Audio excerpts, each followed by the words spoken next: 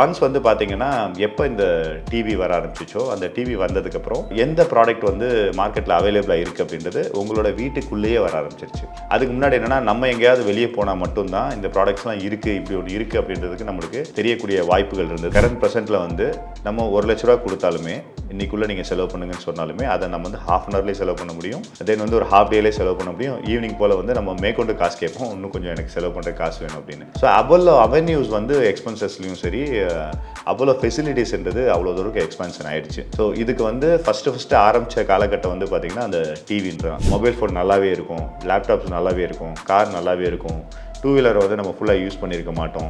ஒரு 2 இயர்ஸ் ஆகிடுச்சு, 3 இயர்ஸ் ஆகிடுச்சு, அதனால் நம்ம கம்பல்சரி மாற்றி ஆகணும் அப்படின்ற ஒரு சூழ்நிலைக்கு வந்து எக்ஸ்பீரியன்ஸ் ஓரியன்டாக போக ஆரம்பித்தோம். இதுக்கு மேஜர் ஆடியன்ஸ் வந்து பார்த்திங்கன்னா வீட்டில் இருக்கிறவங்க தான். பேசிக் நீட்ஸ்ன்னு வந்து பார்த்திங்கன்னா சாப்பாடு, படிப்பு, அதே மாதிரி இருப்பிடத்துக்கு தேவையான விஷயங்கள் வந்து பார்த்திங்கன்னா காஸ்ட் வந்து ரொம்ப ஜாஸ்தி இன்க்ரீஸ் ஆகவே ஆகாது. இதே இது நீங்கள் எக்ஸ்பீரியன்ஸ் ரிலேட்டடாக இருக்கக்கூடிய விஷயங்களாக இருக்கட்டும். ஃபார் எக்ஸாம்பிள்,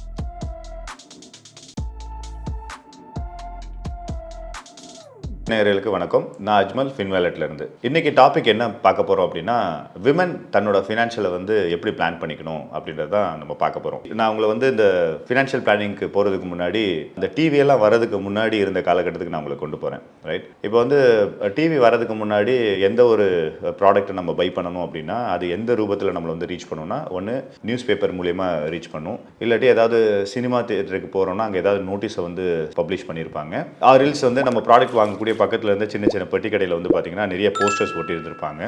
நோட்டீஸ்லாம் அதுக்கப்புறம் தான் கொடுக்க ஆரம்பிச்சானுங்களா. அதுக்கப்புறம் வந்து வீடு வீடாக நோட்டீஸஸ் வர ஆரம்பிச்சிச்சு. தென் வந்து ஏதாவது நீங்கள் வந்து ஒரு பொருள் காட்சி போகிறீங்க அப்படின்னா அந்த இடத்துல தான் உங்களுக்கு ஆப்பர்ச்சுனிட்டி இருந்தது, இந்த மாதிரி ப்ராடக்ட்ஸ்லாம் அவைலபிளாக இருக்குது அப்படின்னு. ஒன்ஸ் வந்து பார்த்தீங்கன்னா, எப்போ இந்த டிவி வர ஆரம்பிச்சிச்சோ, அந்த டிவி வந்ததுக்கப்புறம் எந்த ப்ராடக்ட் வந்து மார்க்கெட்டில் அவைலபிளாக இருக்குது அப்படின்றது உங்களோட வீட்டுக்குள்ளேயே வர ஆரம்பிச்சிருச்சு. அதுக்கு முன்னாடி என்னென்னா, நம்ம எங்கேயாவது வெளியே போனால் மட்டும்தான் இந்த ப்ராடக்ட்ஸ்லாம் இருக்குது, இப்படி ஒன்று இருக்குது அப்படின்றதுக்கு நம்மளுக்கு தெரியக்கூடிய வாய்ப்புகள் இருந்தது. டிவி வந்ததுக்கப்புறம் நம்ம வீட்டுக்குள்ளேயே வந்து இந்த ப்ராடக்ட்லாம் இங்கெல்லாம் கிடைக்குது அப்படின்னு நம்ம போய் கடையில் போய் இந்த பர்டிகுலர் பிராண்ட் பேரை சொல்லி, இந்த சோப்பு இருக்கா, ப்ராடக்டோட மசாலா பொடி இருக்கா, இல்லாட்டி இந்த பேரை சொல்லி அப்படின்னு அந்த கம்ப்ளீட்டாக அந்த பேரை சொல்லி நம்ம வாங்க ஆரம்பித்தோம் இல்லைங்களா. இப்போ இங்கே வாங்க ஆரம்பிக்கும் போது தான் வந்து பார்த்தீங்கன்னா ஒவ்வொருத்தரோட பர்ச்சேஸ்ன்றது கூடவே ஆரம்பிக்குது. இது ஒரு பக்கம் இருக்கட்டும். இப்போ வந்து நீங்கள் டிவி வர்றதுக்கு முன்னாடி வந்து பார்த்தீங்கன்னா நம்ம கையில், உதாரணத்துக்கு அன்றைக்கி காலகட்டத்தில் ஒரு ₹1000 பெரிய வேல்யூவான காஸ்ட்டு.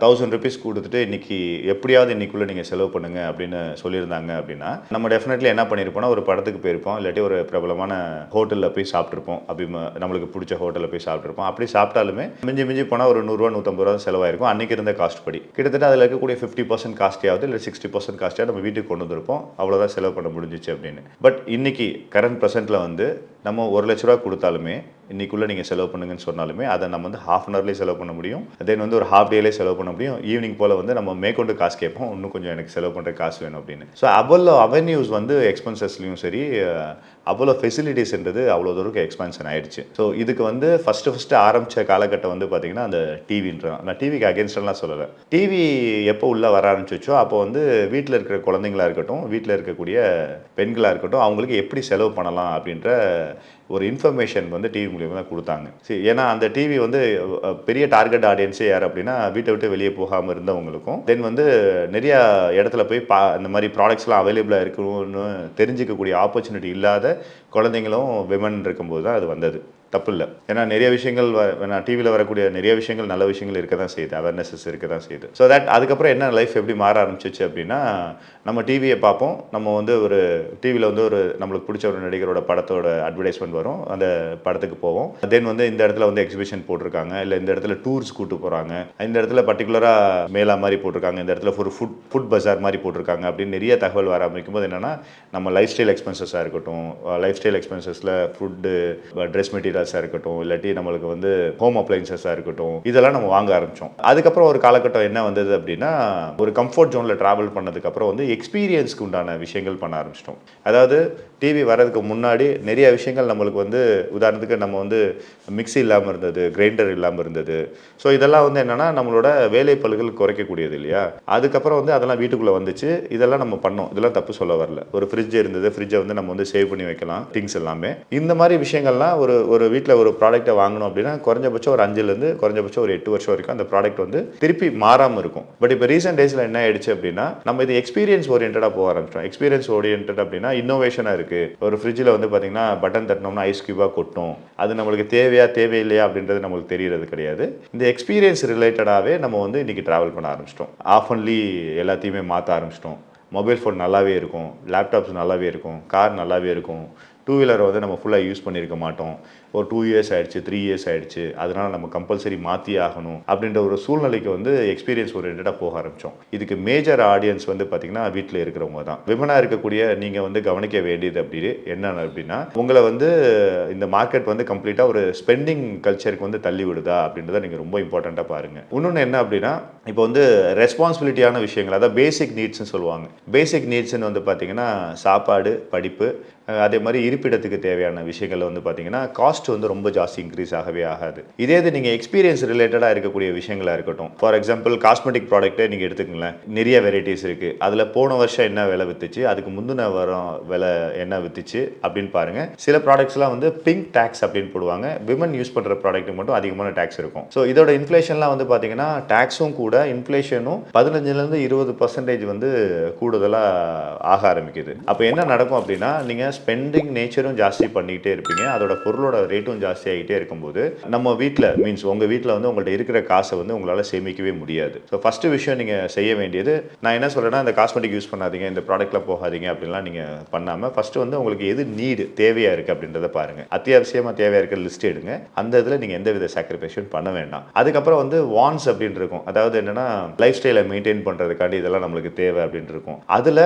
செலவுகளை எந்த அளவுக்கு பண்ணுறீங்கன்னு பாருங்கள். உங்கள் ஃபினான்ஸில், அதாவது உங்கள் கையில் இருக்கக்கூடிய காசில் நீங்கள் பண்ணக்கூடிய மாத வருமானமாக இருக்கட்டும், இல்லை உங்களுக்கு மாதமாக வரக்கூடிய கையில் இருக்கிற காசில் கிட்டத்தட்ட வந்து உங்களோட பேசிக்கான நீட்ஸு, அதே மாதிரி உங்களோட வான்ஸ், அதாவது லைஃப் ஸ்டைலை மெயின்டைன் பண்ண வேண்டிய காஸ்ட்டை வந்து கிட்டத்தட்ட ஒரு 50% நீங்கள் செலவு பண்ணிட்டீங்க அப்படின்னா மிச்சம் இருக்கிற ஒரு 50%ல் லைபிலிட்டி இல்லாமல் இருக்கிறது நல்லது பெண்களுக்கு. ஏன்னா பிகாஸ் என்னன்னா ஹைலி இன்ட்ரெஸ்ட் ரேட்டட் இருக்கக்கூடிய லோன்ஸ் எல்லாமே வந்து விமனை தான் டார்கெட் பண்ணுறாங்க. முக்கியமாக மொபைல் ஆப் லோனாக இருக்கட்டும், கிரெடிட் கார்ட்ஸாக இருக்கட்டும், சில குடும்பங்களை வந்து பார்த்தீங்கன்னா மைக்ரோ ஃபைனான்ஸாக இருக்கட்டும். மைக்ரோ ஃபைனான்ஸ்லாம் கிட்டத்தட்ட 48% வட்டிங்க. நான் சில கிராமங்களுக்குலாம் போயிருக்கேன். அந்த கிராமத்தில் வந்து பார்த்தீங்கன்னா ஆண்கள் நல்லா சம்பாதிக்கிறாங்க, பெண்களும் நல்லா சம்பாதிக்கிறாங்க, அக்ரிகல்ச்சரில் தான் இருக்காங்க.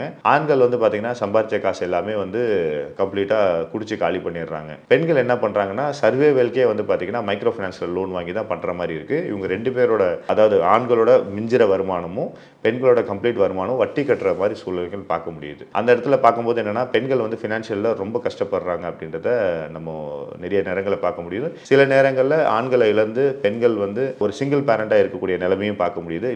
இல்லை நம்ம பிரிஞ்சு வாழலாம் அப்படின்ற ஒரு லைஃபையுமே நம்ம பார்க்குறோம். அந்த இடத்துல பெண்கள் வந்து தனியாக போகும்போது இந்த லைபிலிட்டிஸில் நிறைய மாட்டிக்கிறாங்க. ஸோ எக்ஸ்பென்சஸை நீங்கள் முடிஞ்ச அளவுக்கு வந்து கண்ட்ரோலில் வைங்க. தென் வந்து லைபிலிட்டிஸ் முடிஞ்ச அளவுக்கு போகாமல் இருக்கிறது நல்லது.